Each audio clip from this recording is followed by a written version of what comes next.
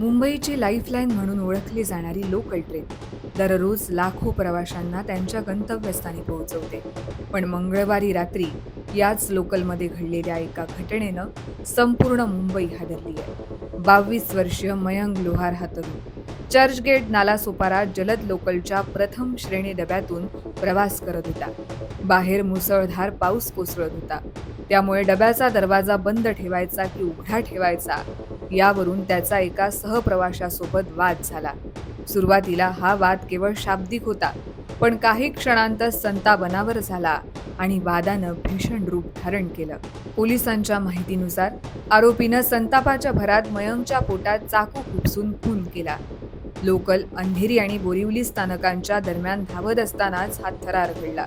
रक्ताच्या थारोळ्यात पडलेल्या मयंकला पाहून प्रवाशांमध्ये एकच खळबळ उडाली. लोकल बोरिवली स्थानकात पोहोचता क्षणी आरोपी गर्दीचा फायदा घेऊन फरार झाला. रेल्वे पोलीस, आरपीएफ, वैद्यकीय पथकानं तातडीनं धाव घेत मयंकला रुग्णालयात दाखल केलं. डॉक्टरांनी जीव वाचवण्यासाठी शर्थीचे प्रयत्न केले, पण दुर्दैवाने उपचारादरम्यान त्याचा मृत्यू झाला. दरम्यान स्थानकावरील आणि परिसरातील सीसीटीव्ही फुटेजच्या आधारे आरोपीची ओळख पटवण्यात आली आहे. त्याचा शोध घेण्यासाठी विशेष पथके तैनात करण्यात आली आहेत. मात्र एका क्षुल्लक कारणावरून सुरू झालेला वाद एका तरुणाचा जीव घेऊन गेला. घरातून सुखरूप बाहेर पडलेला मयंक पुन्हा कधीच घरी परतला नाही.